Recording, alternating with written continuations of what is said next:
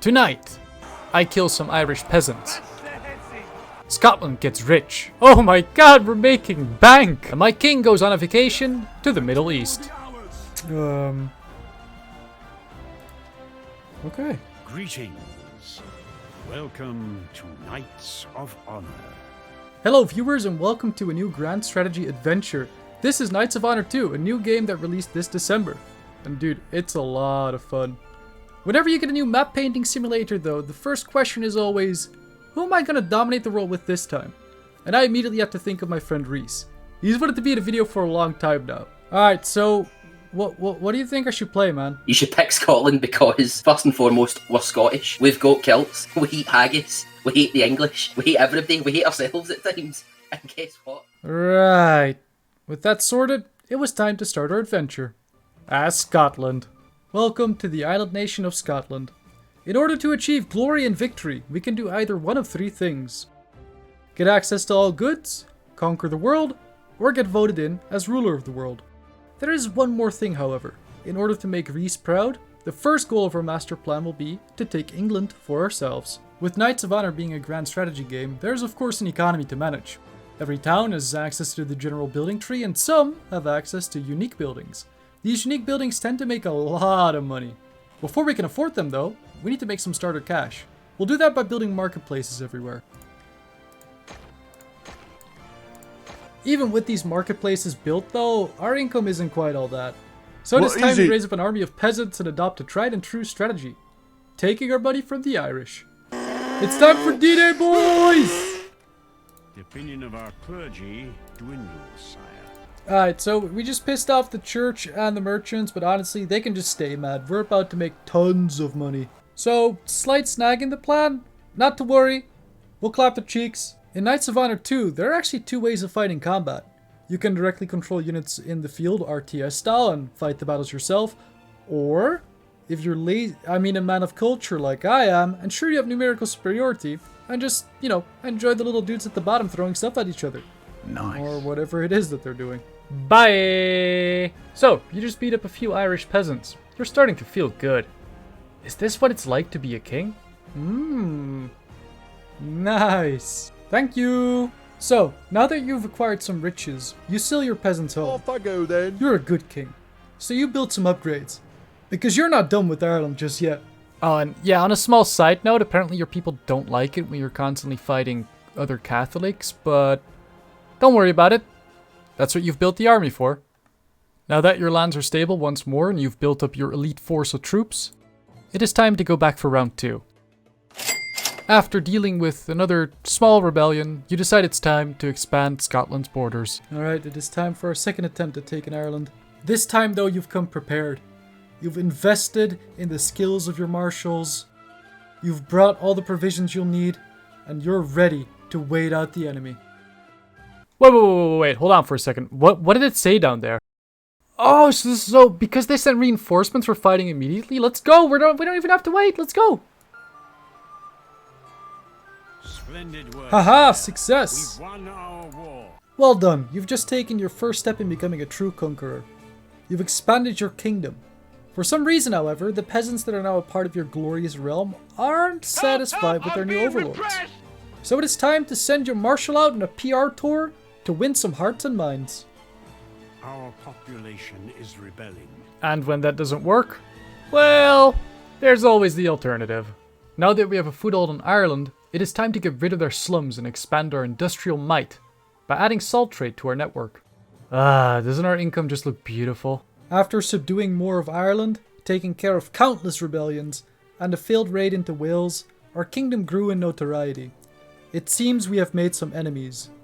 While upgrading our armies, we received a suspicious diplomatic message. Yo, what? Who did this? At this point though, it matters not to the King of Scotland who it was. His ancient enemy was now on his doorstep, and it was time to finally meet them in the battlefield.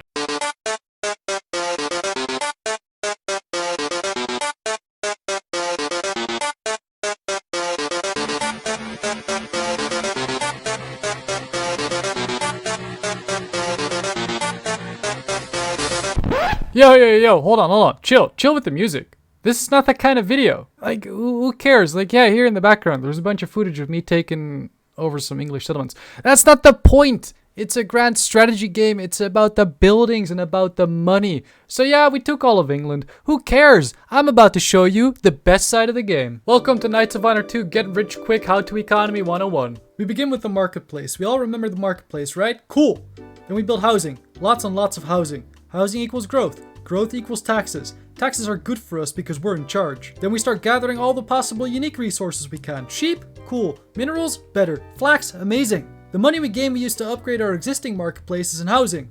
You only have to upgrade anything once for it to apply to all settlements. Talk about ease of use. Most high tier building upgrades require unique resources. Simply hover over the upgrade and it will tell you what it requires.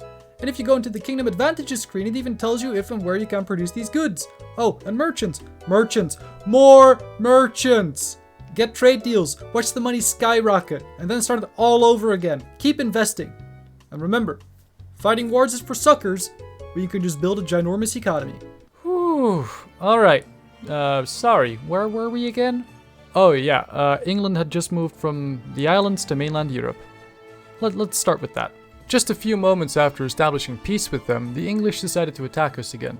So I sailed my armies over to France in order to kill them for good this time. In the meantime, I realized something important. Apparently, knights are incredibly useful tools in this game. Go figure. Remember all these rebellions we were getting? So as it turns out, sending your marshal out on PR tours itself isn't enough. In order to really secure provinces, you want to use your priest to make people forget about their own culture and adopt yours. Oh, and right, at some point we received this message from the Pope, and then in the middle of one of our wars with England, we were suddenly informed that we were now the new overlords of Damascus. Yay us.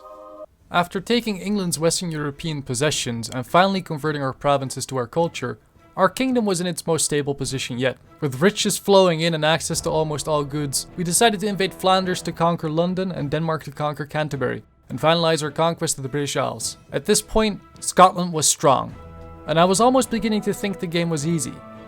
But then the AI decided to throw one last curveball at us. Yeah, of course, you rats. Go on, reinforce! Yeah, look at them run!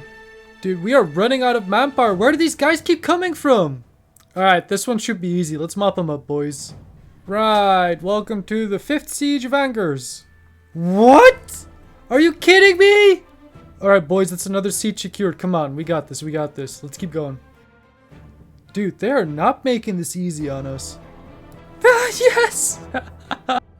Dude, I am so sick and tired of getting raided everywhere. Ah, not these assholes too. Come on, man. Easy. Sit down, England. Sit down. Alright, that's one problem solved. Yeah, run you stupid Danes. Alright, time for round 2, baby. Yeah, I've got no money and no manpower left. I haven't for a while. Let's see if they're willing to go for the peace. Oh my god, finally. With the war against Castile, Aragon, Lorraine, and Denmark finally over, it was time to start looking at our victory conditions. With nearly all luxury resources under our control and only a few upgrades remaining, it was time to push through said final upgrades. And for our last resource, we finally got to finish off our ancient enemy. I hope you shoved the King of England's head down the lavy. With the last of the strategic resources secured, and our old enemy England finally defeated for good, it is time to claim your prize.